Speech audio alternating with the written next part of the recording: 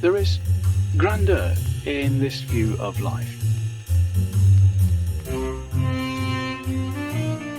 Welcome to Evolution Talk with Rick Coast, an introduction to the oldest story ever told.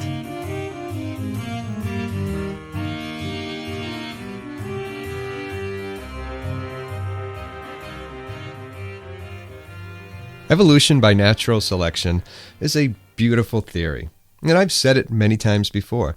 You can use its simple concept and it explains everything. From the ant running across your kitchen counter to the grains of sugar it's hoping to grab. But as wonderful a theory as it does have its detractors. And over the next few episodes, we'll look at some of the arguments those detractors have presented against natural selection and evolution.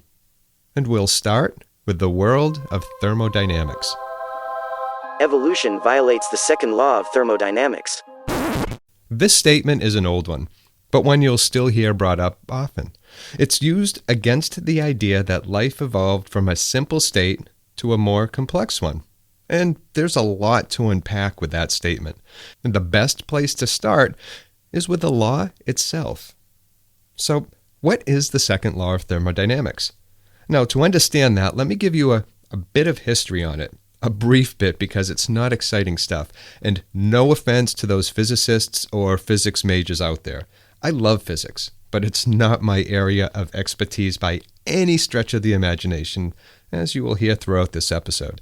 So, my apologies in advance. Now, back to thermodynamics. There are actually 4 laws that have been formulated when it comes to thermodynamics. Now, 3 of those are more famous than the first. Now, the first is known as the zeroth law. I know, weird, right? Why not call the zeroth law the first law? That's because it was the last to be formulated, and it made sense for it to come first. The problem was, we already had a first law, so zeroth it was. Are you with me so far? So, we have the zeroth law, the first, second, and third laws. I could make it all a little more confusing by telling you that the very first law to be formulated was the second law, and that was in 1824 by Sadi Carnot, a French mechanical engineer. I'm not going to bore you with the entire history of thermodynamic laws, so we'll get right to what each of them tells us. Now, the zeroth law states that if 2 systems are in thermal equilibrium with a third system, then they are in equilibrium with each other. It makes sense, right? So this law basically says temperature is a measurable property. Now, why? I asked that as well until I ran across this example. Let's take 2 cups of coffee. Now, if I measure the first cup with a thermometer and it reads 155 degrees Fahrenheit, and I get the same reading for the second cup, then both cups are in thermal equilibrium. They both have the same thermal temperature. The thermometer, being a third system and one that was in equilibrium with the 2 cups, can now be used to measure the temperature of other cups with accurate results. So far, so good? It's basically a baseline setting. Now let's move on to the first law. The first law is also known as the law of conservation of energy. Now, in a closed system, energy cannot be created or destroyed, but it can be converted into something else. When I turn on my gas fireplace, I'm converting chemical energy into heat. And when I place a saucepan of water on the stove, I'm using energy to heat the water. The energy is not lost or created, it's transferred. Now, the second law, the one we care about at the moment, states that entropy in a closed system increases until it reaches maximum entropy, or thermal equilibrium. Basically stated, a system will move from order to disorder, and not the other way around, like my son's bedroom. Clean and organize it tomorrow, and you know it will slowly turn into a room of chaos in a matter of days. Always. What we really want to focus on here is entropy. You can also think of entropy as the measure of possible arrangements in a system, from order to disorder, and never the opposite, in a closed system. That's the key phrase here, in a closed system. Say it with me. In a closed system. Drop an ice cube in a saucepan of heated water, and the heat will move into the ice cube, melting the cube and bringing the entire thing to thermal equilibrium. The saucepan is a closed system when the burner is off. The third law states that the entropy of a system at absolute zero is zero. In a temperature of absolute zero, the system will have one state. Energy stands still. All motion ceases. Now, since this isn't a show about physics, I again apologize to all physicists if I've stated something in error. But in my defense, I'm taking a simplistic approach. It's the same simplistic approach evolution's detractors take when they say, Evolution violates the second law of thermodynamics. Now that the brief lesson in physics is over, why is the second law singled out and used to refute evolution? Well, that's a good question. The argument goes that the Earth is a closed system, so its entropy should move from order to disorder, not the other way around. If life evolved from a simpler state into a more complex and ordered state, it violates the second law. Because of this violation, it must be that life didn't evolve, but was created all at once into its many present forms. A chimpanzee was always a chimpanzee, and a bear was always a bear. There were no earlier transitional forms, nor did natural selection create new species. If anything, according to the detractors, life should be devolving if you take this argument at face value.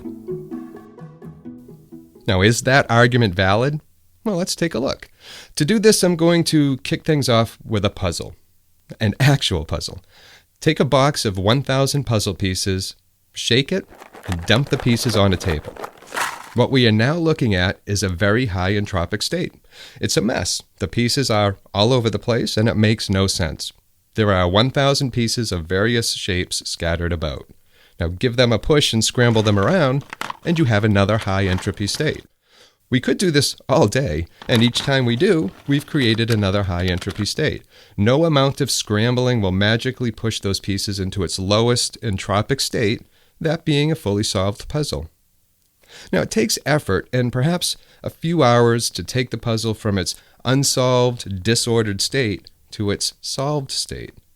And by solving the puzzle and taking it from a disordered state to its ordered state, you've demonstrated that the puzzle is not a closed system. Energy is moving the pieces into their final shape. That energy being you and your brain. Now, this is where we need to drop the puzzle analogy. Now, to stick with it would be to suggest that evolution has a final goal or end state.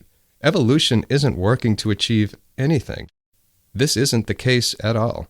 Our brains are amazing, but they didn't appear all at once, nor were they pieced together with a goal in mind. They are the result of tiny evolutionary steps over billions of years. And over the next billion years, many things about our brains and us will change. We may not even recognize what it means to be a human billions of years from now. Now, for all we know, humans will have evolved into something that is no longer human, at least the way we like to think about humanity. So yes, our brains and the ant on the counter are complex systems that were organized over time from a high state of entropy to a lower state, like the solution to the puzzle. But how can this be? Doesn't that violate the second law of thermodynamics? Doesn't it state a system will move towards a high entropic state in a closed system? It's a law after all. There can be no exceptions. And isn't the Earth a closed system? No, the Earth is not a closed system at all. The sun bathes our little planet with energy day after day after day. And this energy is consumed by plants and converted. The plants are consumed by creatures and animals who are in turn consumed by other animals. Energy is transferred and converted, and life moves on. Over time, these creatures evolve and change, and the cycle continues until the sun burns out or goes supernova. When that happens, our planet's energy source will disappear, and it will move towards a high state of entropy. It's like turning the burner off beneath my saucepan. The Earth may not be a closed system, but the universe very well may be. Who knows? Perhaps the universe itself is moving towards disorder and a high entropic state. If you've ever heard the term heat death, this is what it's referring to. The universe, in its expansion, could one day reach a state of thermal equilibrium. This will be disorder in all its glory. The transfer of energy will cease because everything is at the same temperature. it will just be a random movement of puzzle pieces. But for now, we can rest assured that here in our little cozy solar system, we have all the energy we need for evolution to create all of the beautiful little things it has so far produced. I like that.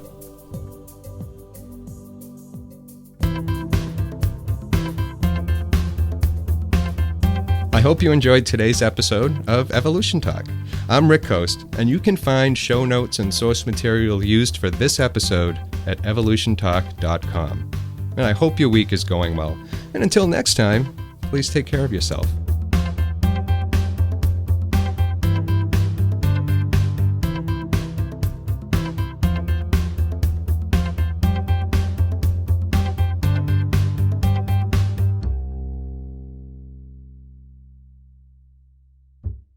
Evolution Talk is a Rick Coast production.